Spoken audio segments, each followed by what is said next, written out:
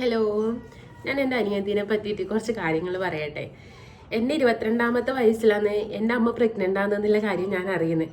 അന്ന് തൊട്ട് അമ്മേൻ്റെ ഡെലിവറി കഴിയുന്നത് വരെയും എന്നായിരിക്കും കുഞ്ഞ്, എങ്ങനെയായിരിക്കും, പെൺകുട്ടിയാണോ ആൺകുട്ടിയാണോ, അത്രയും നാളും ഒരു ഒറ്റപ്പെട്ട് നിന്ന ലൈഫ് എന്ന് ജീവിതത്തിലേക്ക് ഒരാൾ കൂടി കടന്നു വരുന്നൊരു സന്തോഷത്തിലുണ്ടായിന്.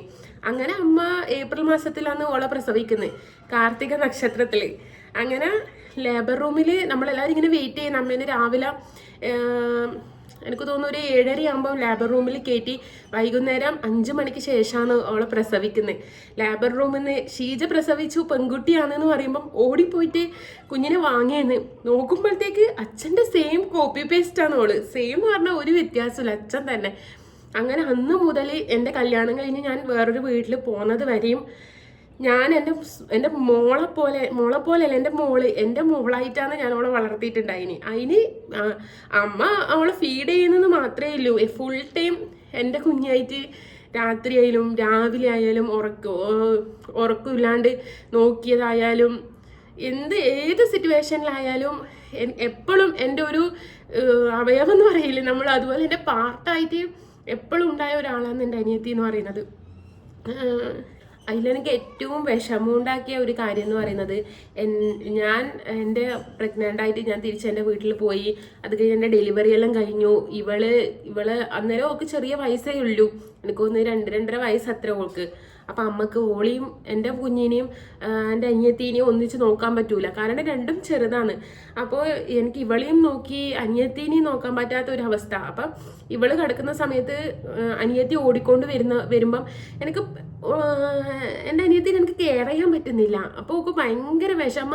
അമ്മ എൻ്റെ അടുത്ത് പറയും, ദൃശ്യം നീ ഡോറ് ലോക്ക് ചെയ്തോ, ഇവള് പുറത്ത് നിന്നോട്ടേന്ന്. അപ്പം ഞാൻ ഡോറ് ലോക്ക് ചെയ്യുമ്പം ഇവള് പുറത്ത് നിന്ന് ഇങ്ങനെ കൊട്ടി വിളിക്കും, ദൃശ്യേച്ചി ഏച്ചി വാതിൽ തുറക്കുന്നു. പക്ഷെ എങ്ങനെ പറയേണ്ടതെന്ന് അറിയില്ല, എനിക്കതെല്ലാം ഭയങ്കര വിഷമമുള്ള കാര്യങ്ങളാണ്.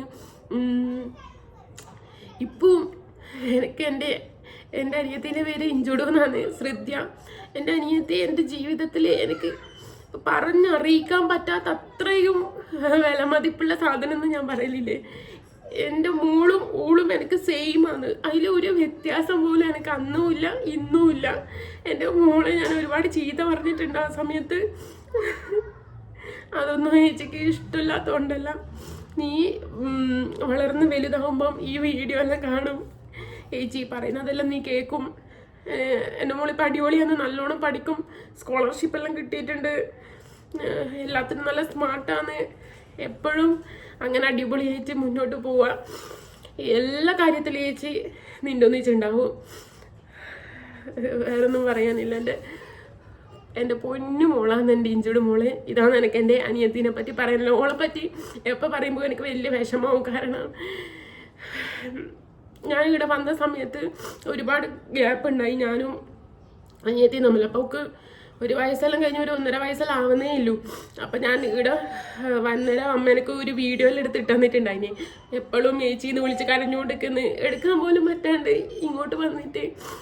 അതെല്ലാം ഭയങ്കര വിഷമമുള്ള സംഭവം ഉണ്ടായിന്. എൻ്റെ പൊന്നു മോളാണ് എൻ്റെ ഇഞ്ചുഡ് മോള്. ഓക്കെ.